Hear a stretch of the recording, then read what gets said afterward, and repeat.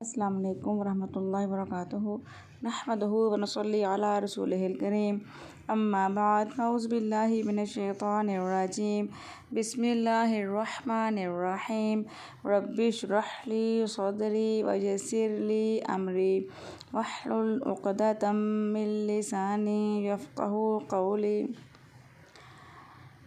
अल्लाह के खूबसूरत नाम के साथ एक बार फिर हाजिर हैं। आज इंशाअल्लाह ताला हम अर्रहीम पर बात करेंगे। अल्लाह की आम रहमत हर एक के लिए है, लेकिन उसकी ख़ास रहमत सिर्फ़ उसके लिए है जो उस पर ईमान लाते हैं, जो उसके फर्मा बरदार हैं। आज हम देखेंगे कि जो अल्लाह के ख़ास बंदे हैं, अल्लाह ताला किस तरह उन पर अपनी रहमत निछावर करते हैं।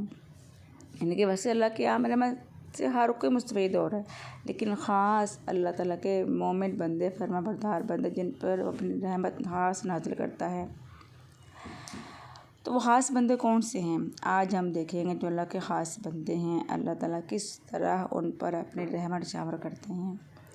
सुन्नत में भी नबी अकरम सल्लल्लाहु अलैहि वसल्लम ने अल्लाह के इस नाम का ज़िक्र फरमाया है।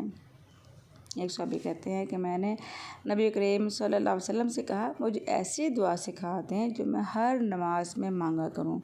आप सल्लल्लाहु अलैहि वसल्लम ने फरमाया, कहो अल्लाहुम्मा इन्नी ज़ुलमतु नफ्सी ज़ुल्मन कसीरा वला यगफिरु ज़ुनूबा इल्ला अंता फ़ग़फ़िरली मग़फ़िरतन इंदिका वरहमनी इन्नका अंतल गफ़ूरुर रहीम।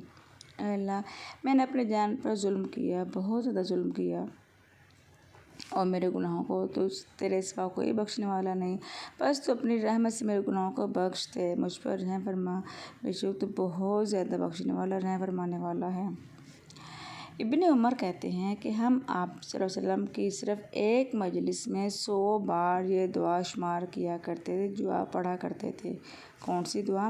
रब्बिग़फ़िरली व तुब अलैया इन्नका अंता तव्वाबुर रहीम।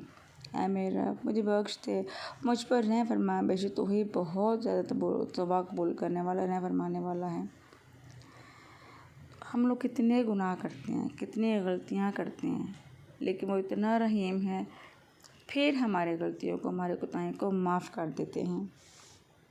इसलिए हर पल अपने गलतियों के अल्लाह ताला से माफ़ी मांगते रहें, इस्तग़फ़ार करते रहें।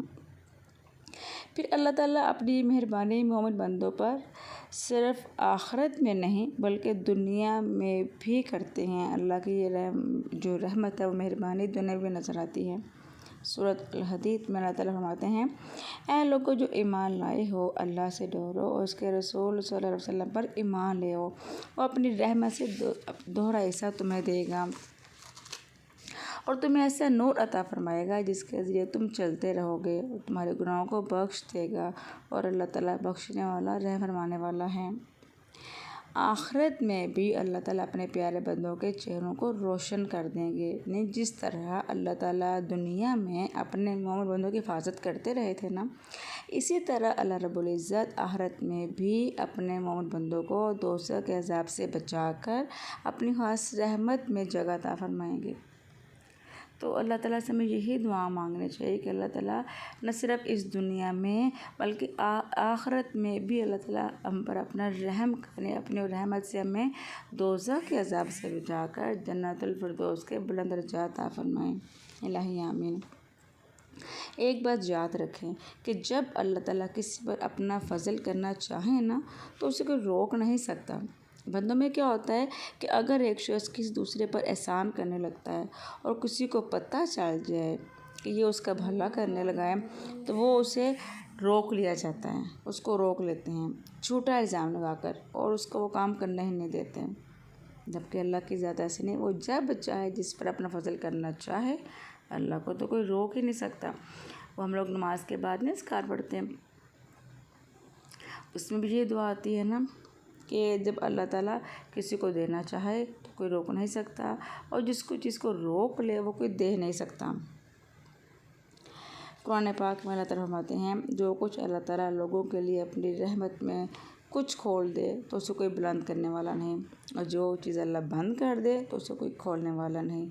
वही सब पर गालिब और कमाल हिकमत वाला है। इसलिए हमेशा अल्लाह ताला से उसका फ़ज़ल मांगें। अल्लाहुम्मा इन्नी अस्अलुका मिन फ़ज़लिकल अज़ीम, अल्लाह मैं तुझसे बड़े फ़ज़ल के सवाल करती हूँ, उसकी रहमत को पुकारें। जैसे नबी करीम सल्लल्लाहु अलैहि वसल्लम अक्सर दुआ किया करते थे, या हय्यु या क़य्यूम बिरहमतिका अस्तग़ीस, ऐ ज़िंदा कायम रहने वाले मैं तुझसे मदद मांगती हूँ तेरी रहमत के साथ। तो बंदा मोमिन जब दुनिया से भी जाने लगता, ये तो बात होगी ना, दुनिया में भी रहमत मिलती है और आखिरत में भी अल्लाह ताला अपने इस मोमिन बंदे पर ख़ास रहमत के ज़रिए दोज़ख से बचाकर जन्नत में दाखिल करते हैं। लेकिन जब नेक बंदा, जब उसकी वफ़ात का वक्त आता है, तब भी अल्लाह ताला अपने इस मोमिन बंदे की मदद करते हैं। वो कैसे कि रहमत के फ़रिश्ते भेजते हैं उसकी रूह निकालने के लिए, जो उसके साथ मेहरबानी का मामला करते हैं, और फिर अपने साथ एक खुशबूदार कफ़न लेकर आते हैं जिसमें उसकी रूह लपेट कर ले जाते हैं। तो कितनी ख़ास है रहमत अल्लाह के मोमिन बंदे पर। तो हम क्यों ना अल्लाह ताला के फर्माबरदार बंदे बन जाएं, ताकि अल्लाह ताला की रहमत हर पल हमें मिलती रहे। फिर अल्लाह ताला की रहमत पाने के वो क्या असबाब हो सकते हैं, इनके किस तरह हम अल्लाह ताला की रहमत को पा सकते हैं। उनमें सबसे पहली बात अल्लाह ताला पर ईमान लेकर आना, तकवा इख्तियार करना, नमाज़ पढ़ना। हदीस में आता है कि नबी अकरम सल्लल्लाहु अलैहि वसल्लम ने फरमाया, जब तुम में से कोई नमाज के लिए खड़ा होता है ना, तो अल्लाह ताला की रहमत उसकी तरफ मुतवज्जो हो जाती है, लिहाजा उसे इधर उधर कंकरियों से नहीं खेलना चाहिए। यानी जब बंदा जैनमाज़ पर खड़ा होता है ना, तो फ़ौरन अल्लाह ताला की रहमत में आ जाता है, अल्लाह ताला उसकी तरफ मुतवज्जो हो जाते हैं। इसलिए उसे पूरी यकसुई से, पूरी तवज्जो के साथ नमाज़ पढ़नी चाहिए, ये सोचकर कि मैं अल्लाह ताला को देख रहा हूँ। अगर ये अल्लाह ताला को देख बातें कर रहा हूँ मैं, अगर ये ख्याल ना आए तो कम से कम ये तो ख्याल से इसको आना चाहिए ना कि अल्लाह ताला मुझे देख रहे हैं। तो अल्लाह ताला पूरी रहमत के साथ नमाज की हालत में बंदे की तरफ मुतवज्जो होते हैं। फिर दूसरी बात, अल्लाह और उसके रसूल की अताअत भी रहमत का बायस बनती है। इनके जो अल्लाह के रसूल की फरमाबरदारी करेंगे तो वो भी अल्लाह ताला की रहमत का मुस्तहिक बन जाते हैं। फिर नंबर 3, कुरान की तालीमात की पैरवी करना, कुरान को पढ़ना, पढ़ाना, सीखना, सिखाना, इसकी बातों पर अमल करना, इसको आगे भी पहुंचाना, इसकी तिलावत करना, इसको ज़िंदगी का हिस्सा बनाना, इसकी तिलावत के बगैर कोई दिन ना गुजरना, इससे जुड़ जाना, इससे दोस्ती करना। तो जो कुरान से जुड़ जाता है ना, वो भी अल्लाह ताला की रहमत में आ जाता है। नंबर 4, फिर अल्लाह ताला की फरमाबरदारी करने वाला, जो अल्लाह ताला किसी चीज़ का हुक्म दे उसको फ़ौरन उसकी फरमाबरदारी कर लें। फिर नंबर 5, कुरान को खामोशी से सुनना। ये भी आता है ना कि जब कुरान पढ़ा जा रहा हो तो खामोश हो जाओ, ताकि तुम पर अल्लाह ताला की रहमत नाज़िल हो सके। तो कुरान को खामोशी से सुनना भी अल्लाह ताला की रहमत पाने का एक ज़रिया है। फिर इस्तग़फ़ार करना, अपने गुनाहों की माफ़ी मांगना। हज़रत आदम अलैहिस्सलाम से गलती हुई थी ना, उन्होंने अल्लाह ताला से माफ़ी मांगी थी। तो जब उनको अपनी गलती का एहसास हुआ, अल्लाह ताला से माफ़ी मांगी, तो अल्लाह ताला ने भी उनको अपने वो कलमात भी सिखा दिए थे। फिर उन कलमात को पढ़ कर उन्होंने ताला से माफ़ी मांगी थी, रब्बना ज़ुलमना अनफुसना व इन लम तग़फिर लना व तरहमना लनकुनन्ना मिनल ख़ासिरीन। ये भी कलमात अल्लाह ताला उनको सिखाए। फिर उन्होंने आदम अलैहिस्सलाम ने ये कलमात पढ़े, अल्लाह से माफ़ी मांगी, तो अल्लाह ताला उनको अपनी रहमत से माफ़ कर दिया। हज़रत यूनुस अलैहिस्सलाम अल्लाह ताला हुक्म के बगैर जब निकल पड़े थे, तो मछली ने उनको निगल लिया था। तो वहाँ जाकर उनको अपनी गलती का एहसास हुआ, तो और उन्होंने भी वो इस्तग़फ़ार के कलमात पढ़े, ला इलाहा इल्ला अंता सुब्हानका इन्नी कुन्तु मिनज़ ज़ालिमीन। अल्लाह ताला ने उनकी भी तौबा कबूल करके उनको अपनी रहमत से बख्श दिया। इसलिए इस्तग़फ़ार करते रहा करें, हर पल अपने गुनाहों की माफ़ी मांगते रहा करें। फिर अल्लाह ताला का ज़िक्र, जो हमारी रूह की ग़िज़ा है, वो भी क्या है, अल्लाह की रहमत का सबब बनता है। हर वक्त चलते फिरते सुब्हानल्लाहि वल्हम्दुलिल्लाहि वला इलाहा इल्लल्लाह वल्लाहु अकबर, ला हौला वला कुव्वता इल्ला बिल्लाह, अस्तग़फिरुल्लाह, हस्बी अल्लाहु व निअमल वकील। फिर सुबहानल्लाहि व बिहम्दिही सुबहानल्लाहिल अज़ीम सुबहानल्लाहि व बिहम्दिही। इस तरह के कलमात, अल्लाह ताला के अज़कार, ज़िक्र, जितना हम अल्लाह ताला को याद करेंगे उतना अल्लाह ताला हमें भी याद करेंगे। फिर हमारा ध्यान चूँकि अल्लाह की तरफ लगा रहेगा तो अल्लाह ताला की रहमत भी जो है वो हम पर नाज़िल होती रहेगी।